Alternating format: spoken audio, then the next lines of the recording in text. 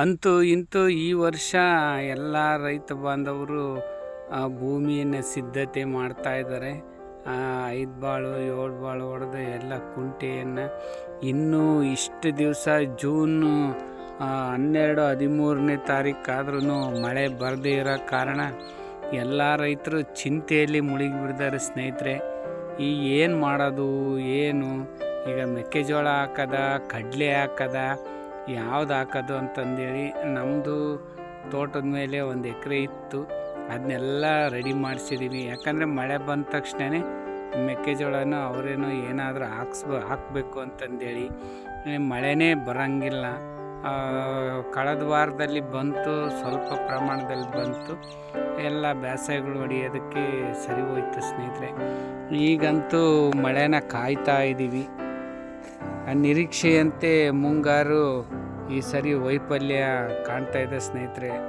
ಯಾವುದೇ ರೀತಿಯಾಗಿ ನಮಗೆ ಕಳೆದ ವರ್ಷಕ್ಕೆ ಹೋಲಿಸ್ಕೊಂಡ್ರೆ ಈ ವರ್ಷ ತುಂಬಾ ಕಮ್ಮಿ ಅಂತಂದು ಹವಾಮಾನ ಇಲಾಖೆಯವರು ಹೇಳಿದರು. ಅದರಂತೆಯೇ ಈ ವರ್ಷವೂ ಆಗ್ತಾಯಿದೆ. ಇನ್ನೊಂದು ವಾರ 15 ದಿವಸ ಮಳೆ ಬರಲಿಲ್ಲ ಅಂತಂದರೆ ಮೆಕ್ಕೆಜೋಳಕ್ಕೆ ತಪ್ಪಿಬಿಡ್ತದೆ ಸ್ನೇಹಿತರೆ. ಲೇಟಾಗಿ ಹಾಕಿದಷ್ಟು ರೋಗ ಬಾಧೆ ಜಾಸ್ತಿ.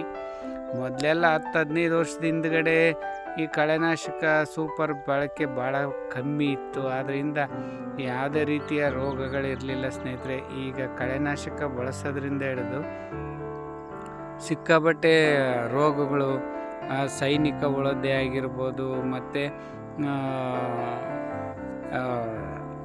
ಸುಳಿ ಕೊಳೆ ರೋಗ ಇರ್ಬೋದು, ತಿರ್ಗ ಗರಿ ಒಣಗೋದು, ಸುಮಾರು ರೋಗಗಳ ಸ್ನೇಹಿತರೆ. ಅವು ಎಲ್ಲ ತಡ ಆದಮೇಲೆ ಗಿಣಿಗಳ ಕಾಟ ಜಾಸ್ತಿ ಸ್ನೇಹಿತರೆ.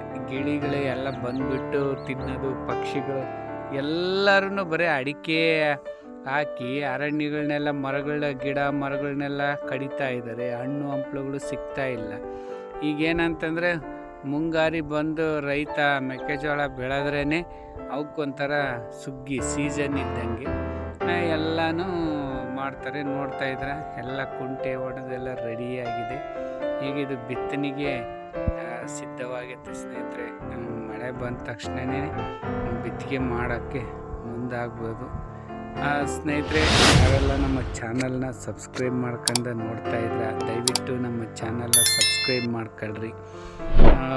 ಎಲ್ಲರಿಗೂ ಈ ಒಂದು ವಿಡಿಯೋವನ್ನು ಶೇರ್ ಮಾಡಿರಿ. ಇನ್ನೂ ಹೆಚ್ಚಿನ ಮಾಹಿತಿಗಾಗಿ ಕಮೆಂಟ್ಸ್ ಮೂಲಕ ನೀವು ತಿಳಿಸೋದ್ರಿಂದ ನಾನು ಮುಂದಿನ ವಿಡಿಯೋಗಳಲ್ಲಿ ನಿಮಗಿಷ್ಟವಾದಂತಹ ವಿಷಯದ ಮೇಲೆ ನಾನು ವಿಡಿಯೋ ಮಾಡ್ತೀನಿ ಅಂತ ಹೇಳ್ತಾ, ಸ್ನೇಹಿತರೆ, ಇನ್ನು ಹೆಚ್ಚಿನದಾಗಿ ಹೇಳಬೇಕು ಅಂತಂದರೆ,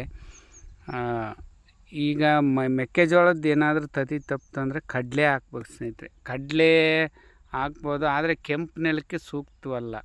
ನಮ್ಮ ನೆಲಗಳಿಗೆಲ್ಲ ಬರೋದಿಲ್ಲ. ಎರೆ ನೆಲಗಳಿಗೆ ಸೂಕ್ತವಾಗ್ತವೆ. ಈ ವರ್ಷ ವೈಫಲ್ಯ ಆಯ್ತು ಅಂತಂದರೆ ತುಂಬಾ ಲಾಸ್ ಆಗುತ್ತೆ ಸ್ನೇಹಿತರೆ.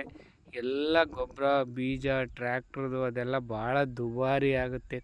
1 ಎಕರೆಗೆ ಏನಿಲ್ಲ ಅಂದರೆ 15,000-16,000 ರೂಪಾಯಿ ಖರ್ಚಾಗುತ್ತೆ ಸ್ನೇಹಿತರೆ.